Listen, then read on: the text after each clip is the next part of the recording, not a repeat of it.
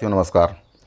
केंद्र सरकार के द्वारा 8वें वेतन आयोग के गठन को मंजूरी देने के बाद अब चारों तरफ ये चर्चा है कि कर्मचारियों की सैलरी में कितनी वृद्धि होगी। ताज़ा अपडेट जो सामने आई है उसके अनुसार चर्चाओं का जो दौर चल रहा है उसके अनुसार 92% की जो वृद्धि है वह केंद्रीय कर्मचारियों की सैलरी में हो सकती है। वहीं पर पेंशनरों के लिए भी इसमें एक बहुत ही महत्वपूर्ण अपडेट निकल कर आ रही है कि पेंशनरों को 8वें वेतन आयोग में क्या मिलेगा। न्यूनतम वेतन को लेकर जो जानकारी प्राप्त हो रही है कि 18,000 रुपये जो न्यूनतम वेतन है वह अब बढ़ जाएगा और बढ़कर कितना हो जाएगा इसके बारे में भी आपको जानकारी दूंगा।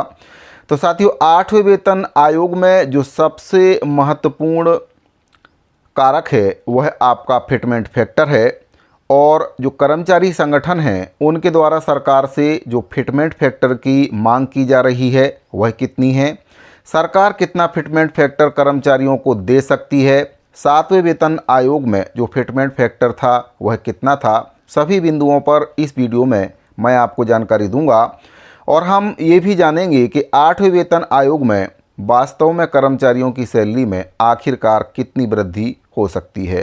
तो जो 92% की वृद्धि की बात चल रही है कि अगर सरकार जो कर्मचारी संगठन फिटमेंट फैक्टर की मांग कर रहे हैं अगर उसके अनुसार 8वें वेतन आयोग को लागू करती है तो फिर कर्मचारियों की जो सैलरी है उसमें 92% की वृद्धि हो सकती है। इससे सैलरी में भी इजाफा काफ़ी हो सकता है। तो पूरी जानकारी आपको इस वीडियो के माध्यम से दूंगा। आपसे निवेदन है कि अगर पहली बार आप चैनल पर आए हैं तो चैनल को सब्सक्राइब जरूर करें, बेल आइकन को प्रेस करके उसको ऑल पर सेट कर लें, जिससे आपको हमारे द्वारा बनाए जा रहे सभी नए वीडियो के नोटिफिकेशन लगातार इस चैनल के माध्यम से मिलते रहें। तो साथियों, केंद्र सरकार के द्वारा 8वें वेतन आयोग के गठन को मंजूरी दे दी है। इसके जो अधिकारी हैं उनकी नियुक्ति को लेकर भी विज्ञापन जारी कर दिया गया है। नियुक्तियाँ जो है वह प्रोग्रेस में चल रही हैं और अब जो कर्मचारी संगठन हैं उनके ओर से सरकार से फिटमेंट फैक्टर को लेकर चर्चा की गई है कि जो फिटमेंट फैक्टर है वह कर्मचारियों को बढ़ाकर दिया जाए, क्योंकि पिछली बार जो फिटमेंट फैक्टर दिया गया था वह 2.57 फिटमेंट फैक्टर 7वें वेतन आयोग में कर्मचारियों को दिया गया था। तो अब कर्मचारियों का जो कहना है कि फिटमेंट फैक्टर पिछली बार जो दिया गया था उसको इस बार अब बढ़ाकर सरकार दे, जिससे कर्मचारियों की जो सैलरी है उसमें अच्छी खासी वृद्धि हो सके। आपको बता दें कि केंद्र सरकार के 8वें वेतन आयोग की घोषणा के बाद केंद्रीय कर्मचारियों की सैलरी में बढ़ोतरी की चर्चा लगातार चल रही है। वहीं पर national council joint consultative machinery JCM-NC ने सरकार से फिटमेंट फैक्टर को कम से कम 2.57 या फिर उससे अधिक करने का आग्रह किया है। यहाँ पर मैं आपको बताना चाहूँगा कि 2.57 जो फिटमेंट फैक्टर है वह 7वें वेतन आयोग में रखा गया था और अगर फिर इस बार भी इसको रखा जाता है तो कर्मचारियों की सैलरी अच्छी खासी बढ़ सकती है। अभी सबकी जो निगाहें हैं इस बात पर टिकी हैं कि सरकार कर्मचारियों की इस मांग को स्वीकार करती है या फिर नहीं करती है। जो 2.57 फिटमेंट फैक्टर की मांग सरकार से कर्मचारी संगठन कर रहे हैं।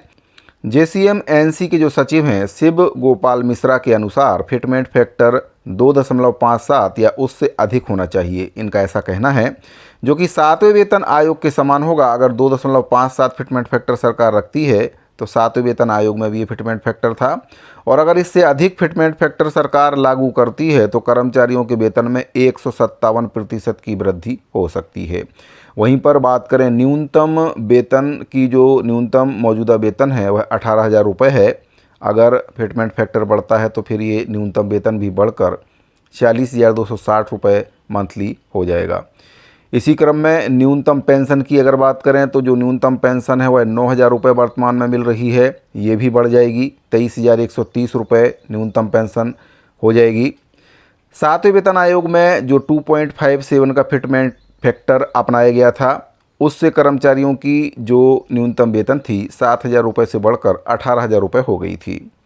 वहीं पर पूर्व वित्त सचिव सुभाष गर्ग के अनुसार सरकारी कर्मचारियों के द्वारा जो फिटमेंट फैक्टर मांगा जा रहा है वह 2.86 है या फिर इससे अधिक भी सरकार अगर चाहे तो दे सकती है। इसके स्वीकार होने की संभावना लेकिन काफ़ी कम है। उनके अनुसार ये बताया गया है कि 1.92 का जो फिटमेंट फैक्टर है उसकी संभावना काफ़ी अधिक है। सरकार इसी फिटमेंट फैक्टर को कर्मचारियों को देने का विचार कर रही है और अगर फिटमेंट फैक्टर 1.92 लागू होता है तो फिर ऐसे में जो न्यूनतम वेतन है वह 18,000 रुपये से बढ़कर 34,560 रुपये हो जाएगा, जो कि 92% की वृद्धि होगी। अगर इस हिसाब से देखा जाए तो जो फिटमेंट फैक्टर 92 है अगर वह लागू होता है तो फिर इतनी ही वृद्धि इसमें होगी। तो साथियों अब बात करते हैं कि जो फिटमेंट फैक्टर है 2.57 या उससे अधिक कर्मचारियों को क्यों चाहिए इसके बारे में। तो JCM-NC के अनुसार 7वें वेतन आयोग ने 1957 में 15वें भारतीय श्रम सम्मेलन ILC और डॉक्टर आयक्राइड के न्यूनतम जीवन निर्वहन वेतन फॉर्मूले को आधार बनाया था, लेकिन आज की जो महंगाई और खर्चे हैं उसको देखते हुए ये काफ़ी पुराना हो गया है। 7वें वेतन आयोग ने ज़रूरत आधारित वेतन तय करने के लिए 3 यूनिट का उपभोग मानक तय किया था, लेकिन 8वें वेतन आयोग को इसे 5 यूनिट करना चाहिए, जिससे आश्रित माता पिता को भी इसमें शामिल किया जा सके। तो 3 से जो यूनिट है उसको 5 करने की मांग भी कर्मचारी संगठन कर रहे हैं, क्योंकि हस्बैंड वाइफ और एक बच्चे के अलावा घर में माता पिता भी रहते हैं तो उनको भी इसमें शामिल करने की मांग कर्मचारी संगठन कर रहे हैं। वहीं पर मिश्रा ने तर्क दिया है कि इंटरनेट, उच्च शिक्षा, स्वास्थ्य और डिजिटल सर्विस के बढ़ते खर्चे को देखते हुए फिटमेंट फैक्टर 2.57 या उससे अधिक होना चाहिए। बात करें 8वें वेतन आयोग की समय सीमा के बारे में, तो 7वें वेतन आयोग का कार्यकाल 31 दिसंबर 2025 को समाप्त हो रहा है, जिससे 1 जनवरी 2026 से 8वें वेतन आयोग के लागू होने की संभावना है। केंद्रीय कैबिनेट ने प्रधानमंत्री नरेंद्र मोदी की अध्यक्षता में 16 जनवरी 2025 को इसको मंजूरी दी थी। हालांकि अध्यक्ष और सदस्यों के नाम अभी घोषित नहीं हुए हैं। 7वें वेतन आयोग की सिफारिशें 2016 में लागू हुई थी, जिसकी वजह से 8वें वेतन आयोग की जो सिफारिश है वह 2026 में आने की उम्मीद लग रही है। हालांकि कुछ रिपोर्टों में इसको देरी से लागू करने की भी जानकारी दी गई है।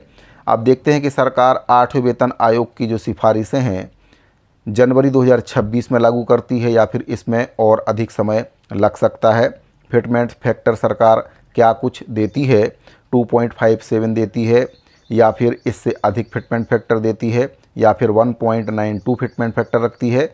तो अगर 1.92 फिटमेंट फैक्टर सरकार कर्मचारियों को देती है, जिसकी संभावना काफ़ी ज़्यादा मानी जा रही है, तो साथियों फिटमेंट फैक्टर के संबंध में जो जानकारी प्राप्त हुई है कि सरकार 1.92 फिटमेंट फैक्टर कर्मचारियों को देने जा रही है, जिससे 92% की जो सैलरी में वृद्धि है वह कर्मचारियों की हो सकती है। 18,000 रुपये से बढ़कर जो न्यूनतम वेतन है वह 34,000 रुपये के आसपास और पेंशन 9,000 रुपये से बढ़कर 23,000 रुपये के आसपास हो सकती है।